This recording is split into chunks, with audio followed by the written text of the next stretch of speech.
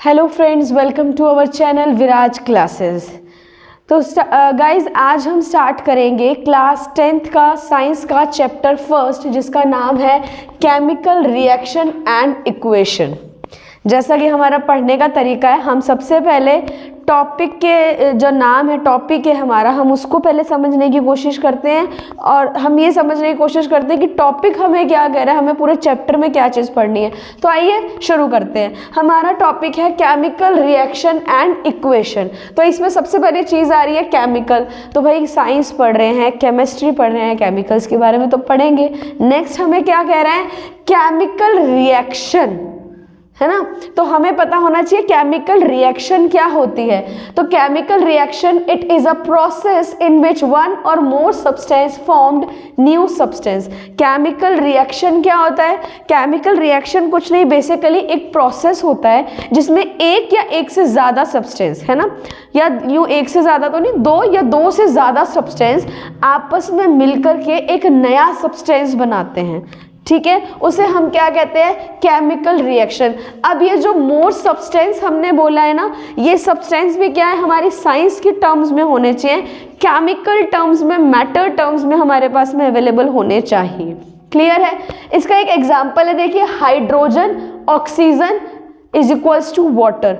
Hydrogen और oxygen जब आपस में कंबाइन होते हैं तो हमें क्या बना के देते हैं, वाटर बना के देते हैं। हाइड्रोजन हमारे पास में क्या होता है, गैसियस स्टेट के अंदर होता है।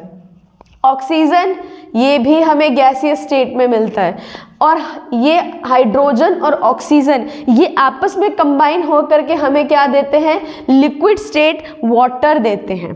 क्लियर है? तो this is an example of chemical reaction when two or more than two substance are combined together to form a new substance is known as chemical reaction. Clear है? Next हमें क्या कहा गया है कि chemical reaction can't be reversed by any physical method.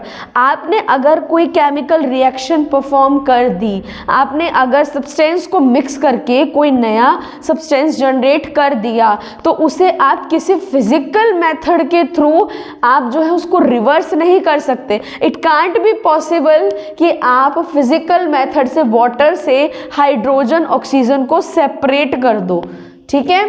तो ये चीज हमेशा ध्यान रखना, if a chemical reaction occurs then it can not be reversed by any physical method. Clear है? नेक्स्ट देखिए, जब भी केमिकल रिएक्शन होती है तो किस तरीके के चेंजेस होते हैं कि भाई हमें पता लगे कि यहाँ पर केमिकल रिएक्शन हो गई है।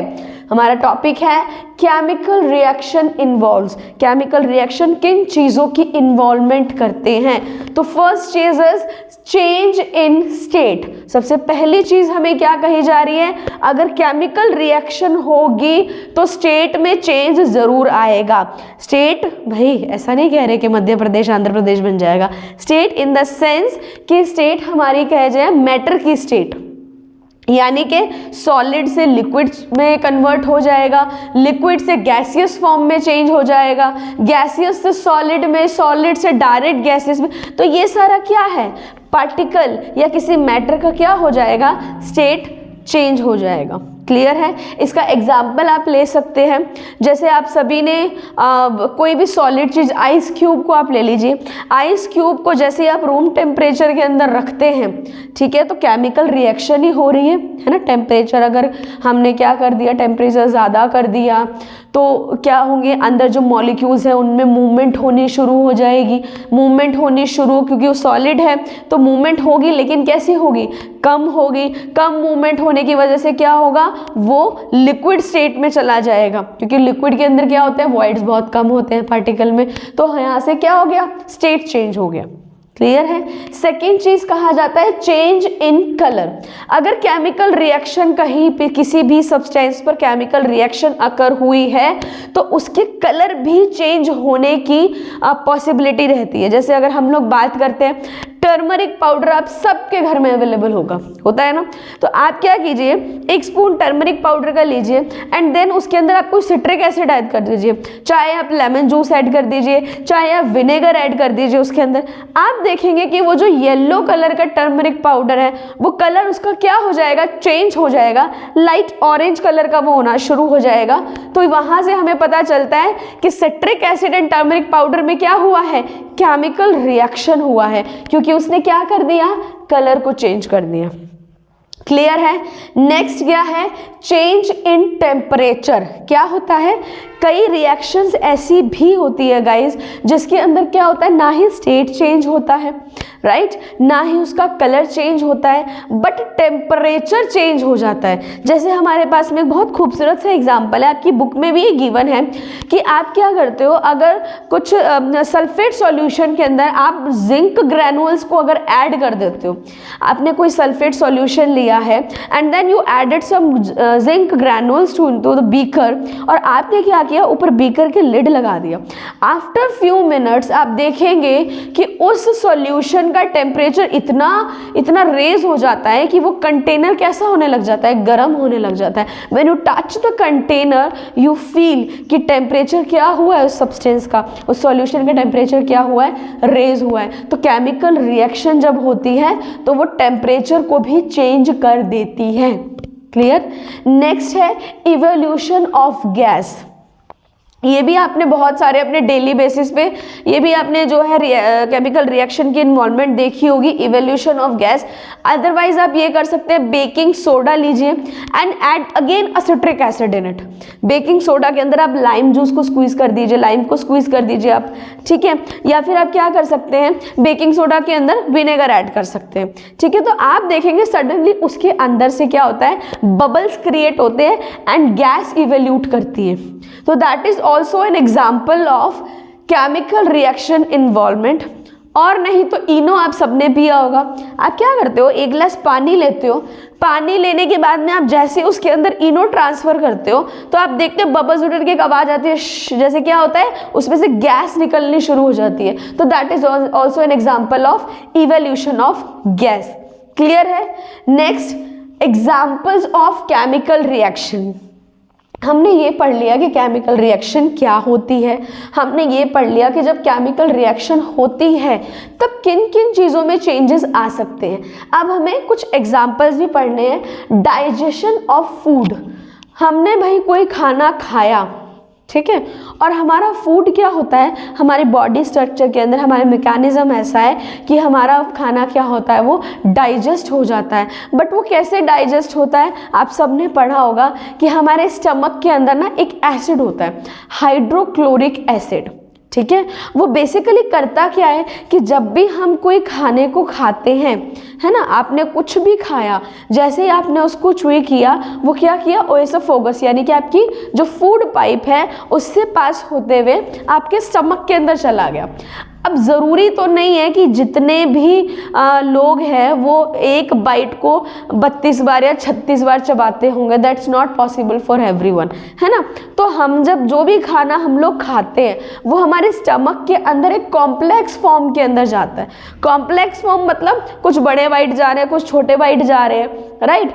तो ये हाइड्रोक्लोरिक एसिड जो हमारे स्टमक के अंदर होता है, इसका बेसिकली क्या होता है, ये जितना भी कॉम्प्लेक्स सब्सटेंस हम जो खा रहे हैं उसे क्या करता है, सिंपलर वन के अंदर पहले ब्रेक डाउन करता है, ब्रेक डाउन करके उसमें से क्या करता है, एब्जॉर्प्शन करता है। तो वो हमारी क्या, अब वो ब्रेक डाउन किस वजह से होता है, उस एसिड की वजह से होता है। अगर वो एसिड नहीं होगा, वो केमिकल हमारे फूड के साथ में रिएक्ट नहीं करेगा, तो हमारा डाइजेशन कैसे पॉसिबल है, उसमें प्रॉब्लम क्रिएट होगी ना। तो ये हमारा एग्जाम्पल है केमिकल रिएक्शन का, digestion of food. Clear. Next example है rusting of iron. Rusting of iron क्या है, किसी लोहे को जर लगना, ठीक है। रस्टिंग ऑफ आयरन क्या है, किसी लोहे को जर लगना। आप क्या करते हो, किसी भी लोहे की कुर्सी हो गई, कोई लोहे की कढ़ाई हो गई, कोई भी आपने चीज़ क्या कर दिया, कहीं पर रख दी। अब क्या होता है, आपके रूम जो है, आपके जो एनवायरनमेंट में जो आपकी गैस है उसके अंदर बेसिकली क्या होता है, कुछ ना कुछ मॉइस्चर कंटेंट डेफिनेटली होता है। तो क्या होता है, उस जो मॉइस्चर कंटेंट हो गया, हाइड्रोजन हो गया, ऑक्सीजन हो गया, ये जब सारी चीज़ें आपस में रिएक्ट करती हैं in the presence of oxygen, जब वो मेटल क्या करता है, आयरन क्या करता है, कभी मॉइस्चर के कांटेक्ट में आ जाता है तो वो क्या करता है, मेटल के ऊपर, आयरन के ऊपर एक लेयर जनरेट करता है। समझ में आई? वो लेयर ही क्या होती है, रस्टिंग ऑफ आयरन। बेसिकली कभी भी आपने जर लगा हुआ देखा होगा तो एक पाउडर फॉर्म के अंदर होता है, तो वो उसके ऊपर क्या कर लेता है, एक लेयर जनरेट कर लेता है। Then you have formation of curd. अब भाई इतना आप क्या करते हो, जब भी दही जमानी होती है आप क्या करते हो, दूध के अंदर थोड़ा सा क्या करते हो, दही डाल देते हो, और रात भर वो दही बड़ी बड़ी बड़ी बड़ी क्या करती है, केमिकल रिएक्शन होता है उसके अंदर, और सुबह आप देखते हो कि वो क्या हो जाती है, थिक बन जाती है, एंड दैट इज द सोर टेस्ट, है ना, खट्टा खट्टा टेस्ट आता है कड़ी का, उसको सॉरी दही का। तो ये बेसिकली क्या है, फॉर्मेशन ऑफ कर्ड। रात भर क्या होता है, केमिकल रिएक्शन होती है, केमिकल रिएक्शन होने की वजह से क्या होता है, दूध से दही जमती है। क्लियर? नेक्स्ट आपके पास में टॉपिक है chemical reaction have two component. Chemical reaction क्या होती है, केमिकल रिएक्शन में क्या क्या होता है, केमिकल रिएक्शन के एग्जाम्पल हमने समझ लिए। अब हमें देखना है कि केमिकल रिएक्शन के अंदर कौन कौन से कंपोनेंट पार्टिसिपेट करते हैं। तो दो कंपोनेंट हमारे पास में होते हैं, एक होता है रिएक्टेंट और एक होता है हमारा प्रोडक्ट।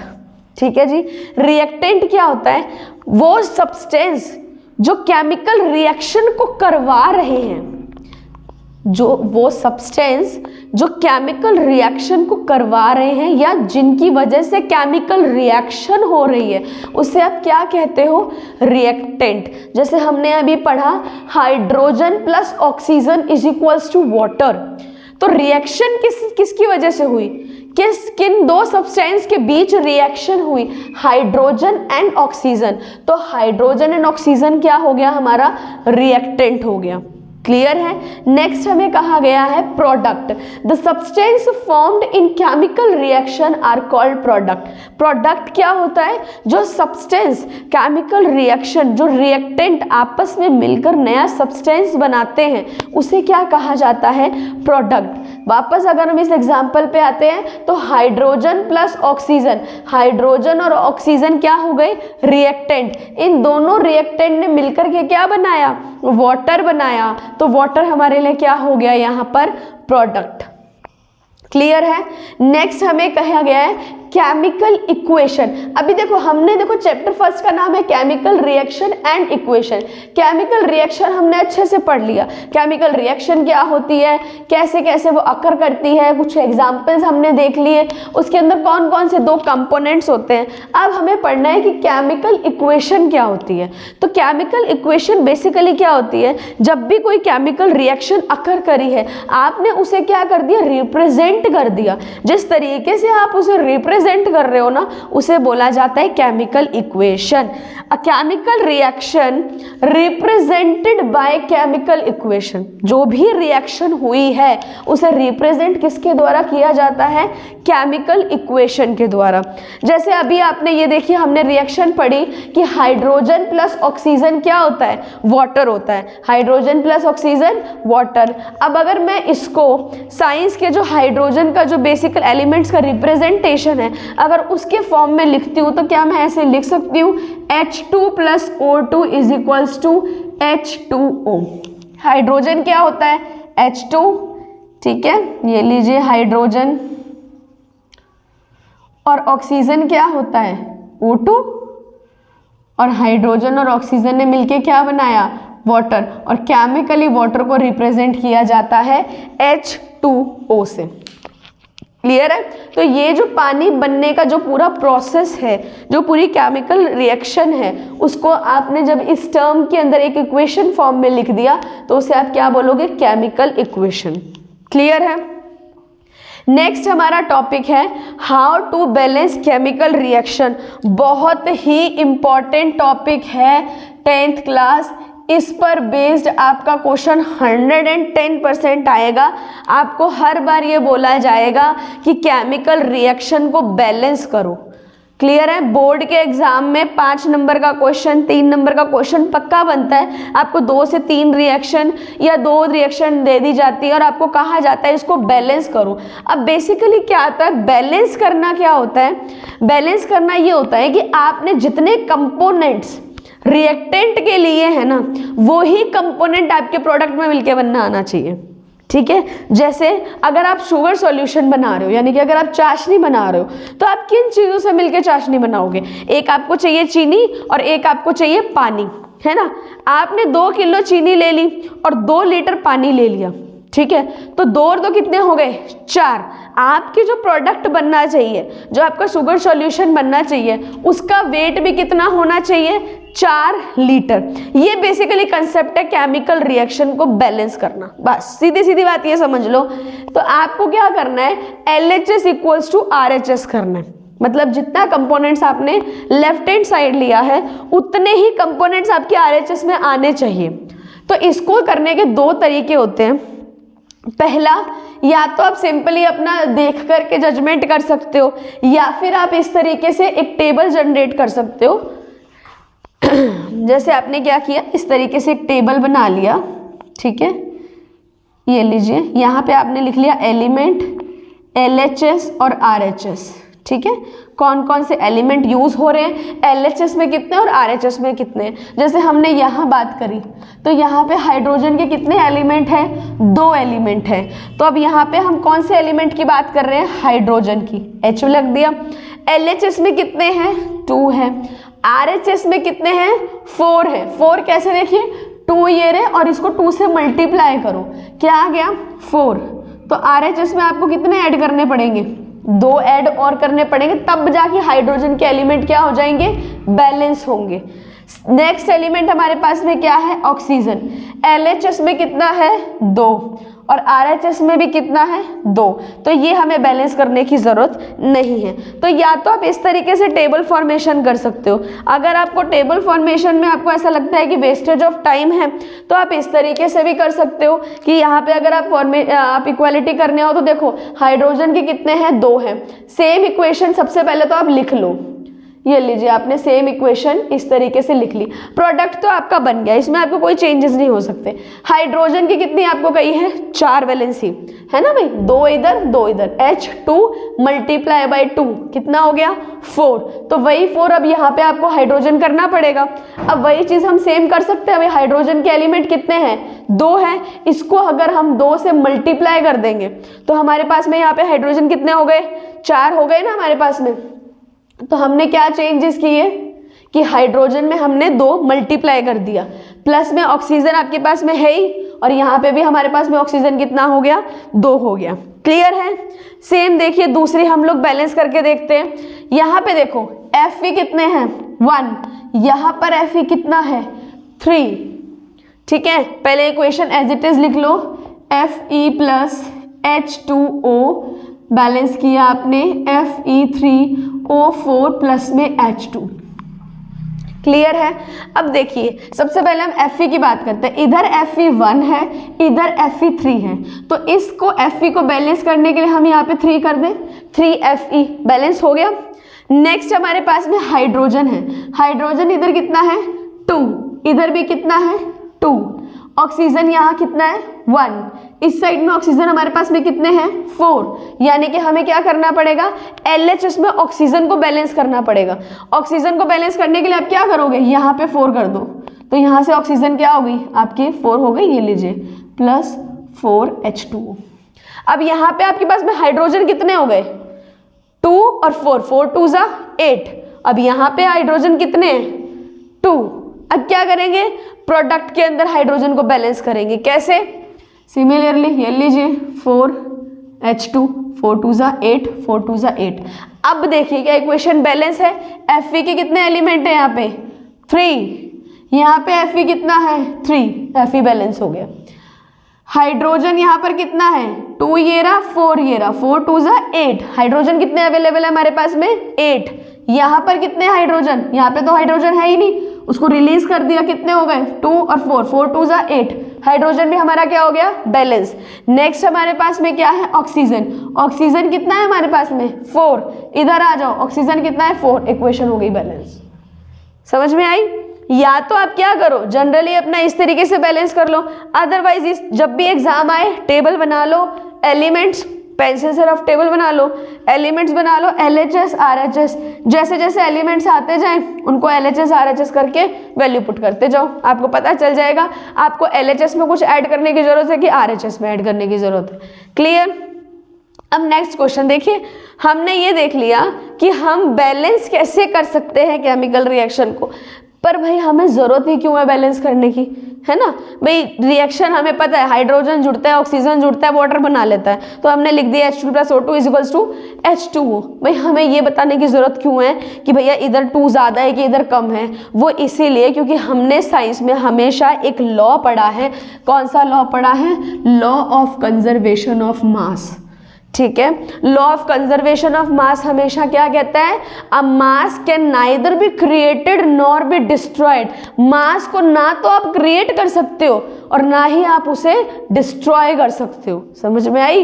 इसका मतलब ये हो गया कि अगर आपने H2 + O2 ये दोनों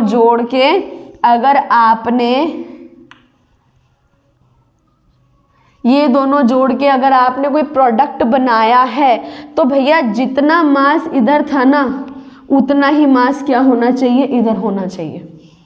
समझ में आ रही है। वो क्या कहता है, एक चीज़ ना अपने दिमाग में, अभी देखो हमारा नेक्स्ट सेशन शुरू हुआ ही है, फर्स्ट चैप्टर से हम शुरू करें तो एक बेसिक सी चीज़ बता देती हूँ जो कि आगे के चैप्टर्स में आपके लिए बहुत यूजफुल रहेगा, कि जब भी आपके पास में कोई ऐसा लॉ पूछा जाए ना जिसके बीच में एक वर्ड आपके पास में आ रहा हो कंजर्वेशन, कौन सा वर्ड आपके पास में आ रहा है, कंजर्वेशन, इस तरीके का अगर कोई वर्ड आ रहा है ना तो एक चीज़ याद रखना, कंजर्वेशन हमेशा एक ही चीज़ कहता है,